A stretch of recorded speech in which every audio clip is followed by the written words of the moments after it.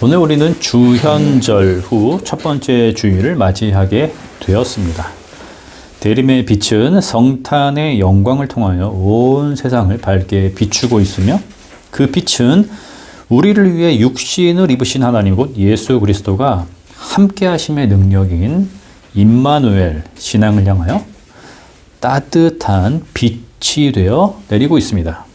주현은 그리스어 에피파네이아에서 온 말인데 나타남 또는 현현이라는 뜻을 가지고 있습니다.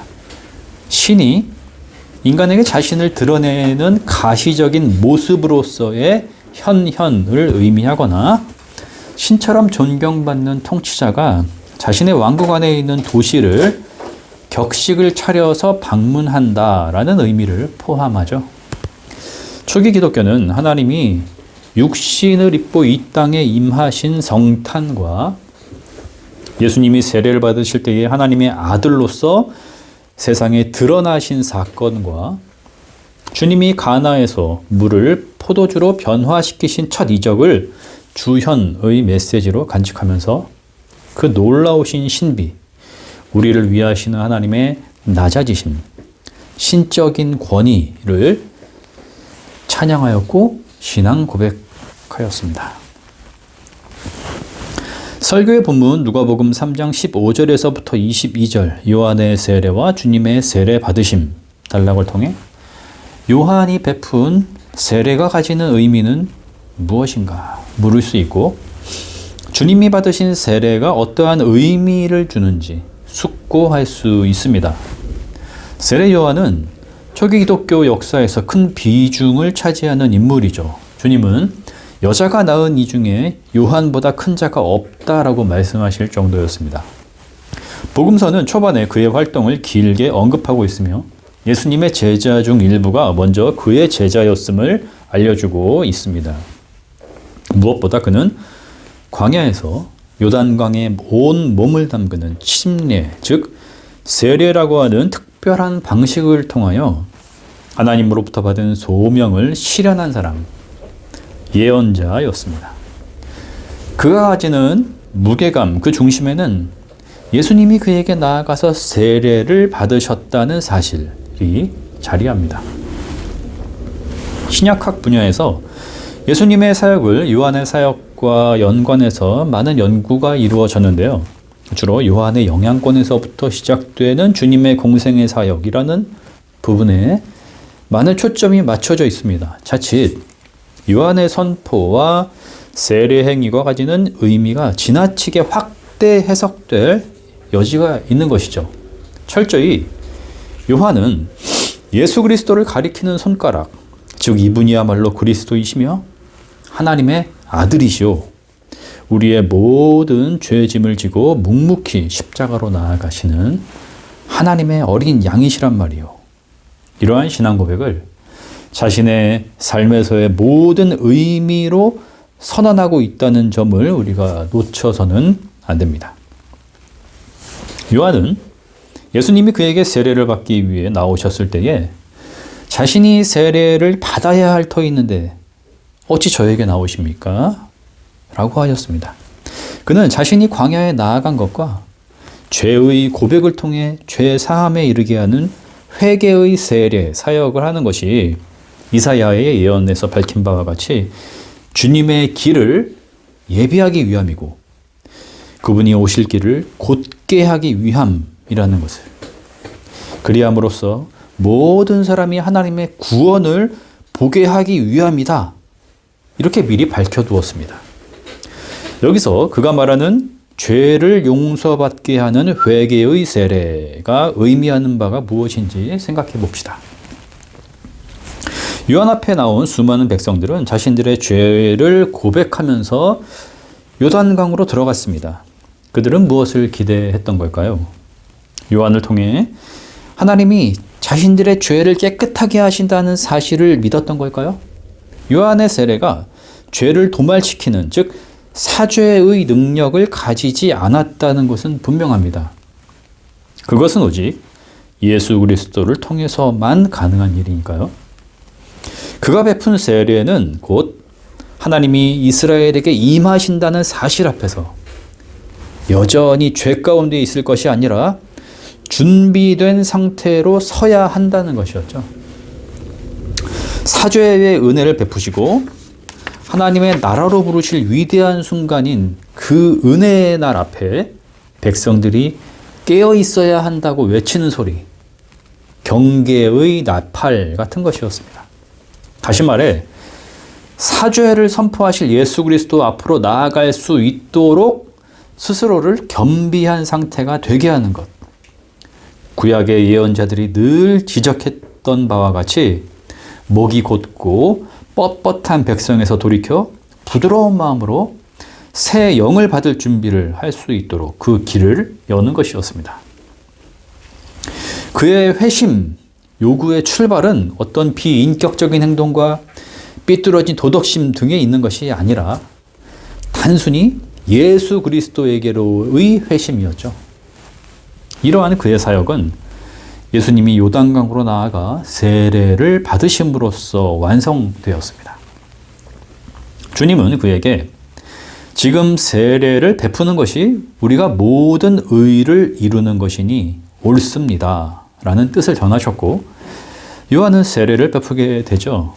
주님이 물에서 올라오실 때에 성령이 하늘로부터 내리면서 이는 내가 사랑하는 아들이다, 내가 그를 좋아한다 라는 음성이 들렸습니다. 요한은 이때에 자신의 사역이 응답되었음을 이렇게 고백하였습니다. 요한복음 1장 31절이죠. 내가 와서 물로 세례를 주는 것은 이분을 이스라엘에게 알리려고 하는 것입니다. 요한보다 크신 주님은 왜 그 앞에 나아가셔서 죄를 뉘우치라는 설교를 들으시고 직접 죄를 고백하시면서 요단강에 내려가 세례를 받으셨던 걸까요? 죄가 없으신 주님이 겸손하셔서 그리하셨다. 쉽게 대답하기에 앞서 그 의미성을 숙고해야 합니다. 주님은 영원 전부터 우리의 맏형으로 여기시기 때문에 우리를 형제와 자매로 여기시기를 부끄러워하지 않으셨습니다. 히브리서 2장 11절이 증언합니다. 거룩하게 하시는 분과 거룩하게 되는 사람들은 모두 한 분이신 아버지께 속합니다. 그러므로 예수께서는 그들을 형제 자매라고 부르시기를 부끄러워하지 않으셨습니다. 그것은 우리와 온전히 연대하시기 위함이었는데, 즉 임마누엘 하시기 위함이었죠. 21절을 자세히 봅시다. 백성이 모두 세례를 받았다. 예수께서도 세례를 받으시고 기도하시는데 하늘이 열리고. 성경은 주님이 기도하셨음을 강조하고 있습니다. 무엇을 간구하셨던 걸까요? 그리고 하나님께 무엇을 기대하셨던 걸까요? 주님은 그들과 함께 그의 백성에게 요구되어진 회심의 부름에 순종하셨고, 저들의 죄들을 자기의 죄들로 여기시며 죄를 고백하셨으며, 장차 그들과 함께 모든 것을 변화시키실 하나님의 행동을 기대하셨습니다.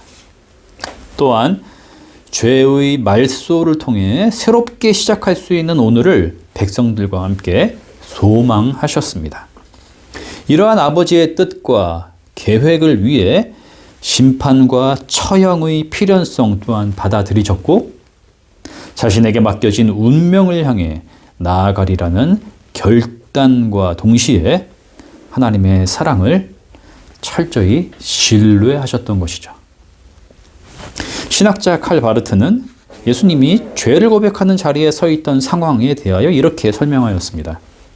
요단강에 나아온 사람 중 예수님처럼 무거운 짐을 지고 괴로워하는 사람은 하나도 없었다. 주님은 실로 우리의 짐을 몸소 지셨기 때문입니다. 요한복음 1장 29절은 그 무게감에 대하여 요한의 입을 빌려 이렇게 고백하였습니다. 보시오, 세상 죄를 지고 가는 하나님의 어린 양입니다. 우리는 요단 강가에 서신 주님의 모습을 참되게 묵상할 때에 값싼 은혜라고 하는 신앙의 가벼움과 쉬운 회개라고 하는 일회용처럼 다루어지는 용서의 편의성으로부터 벗어날 수 있게 될 것입니다. 요한에게 죄를 고백하고 세례를 받은 수많은 백성들은 변화되었습니까? 그들을 통해 이스라엘은 변혁되지 않았고, 요한이 헤롯의 잘못에 대해 예언자적 비판을 감행했을 때에 그의 뜻에 동조하여 분연히 일어난 이들도 없었으며 그를 구명하려는 시도조차 없었습니다. 억울한 죽임을 당했을 때에도 백성의 봉기는 일어나지 않았습니다. 그러나 백성 중 한 사람으로 세례를 받으셨던 우리 주님은 하나님 나라를 선포하시고 하나님의 뜻에 자신의 운명을 맡기시면서 십자가로 나아가는 길을 향하여 정직하게 걸어가셨습니다. 예수님이 세례받으신 기사는 네 복음서 모두 중요하게 다루어집니다. 그 시기가 공생애의 시작점이었던 것으로 보면은 제자들이나 복음서의 저자가 요단강에서 일어났던 이 일을 직접 목격한 것이 아니었음이 분명하죠. 공생애 중에 제자들도 예수님의 세례받으심 그 의미를 당시에는 파악할 수 없었을 겁니다.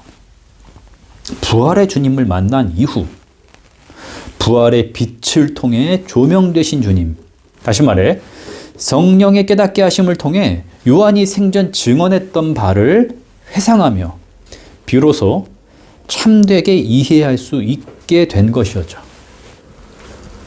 초기 기독교 공동체의 신앙 고백이 담긴 예수 그리스도의 모습은 하늘아버지가 자신의 아들을 인정하시고 그를 통해 기쁨을 누리신다는 것이었고, 아버지와 아들이 함께 하시는 그 자리에서 하늘이 열려 성령이 임하셨다는 것, 즉 삼위일체 하나님이 우리와 함께 하신다는 것이었습니다.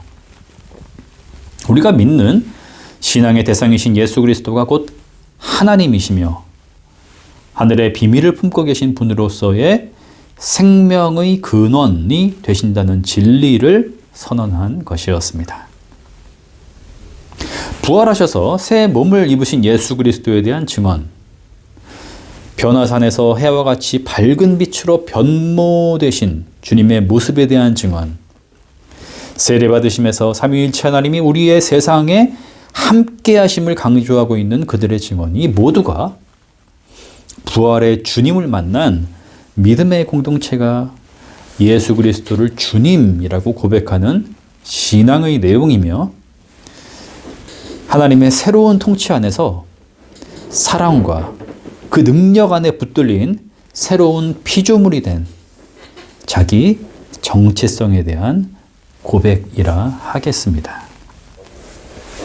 위대한 고백을 근거로 삶의 토대로 여기며 살아가는 사람들은 기독교 신앙으로 인하여 겪게 되는 사회적 차별과 불이익, 황제 숭배를 거부함에서부터 비롯되는 로마로부터의 박해, 세상의 성공 방식과 인정받음에 자신을 밀어넣거나 그 원리를 더 이상 추구하지 않게 되었습니다. 불안과 염려에서부터 해방된 것이었죠. 예수 그리스도를 믿음으로 죄와 죽음으로부터 구원을 받은 것입니다. 그리스도인이라 함은 예수 그리스도를 주님으로 믿어 그분의 영이신 성령의 보증을 받는 사람을 의미합니다.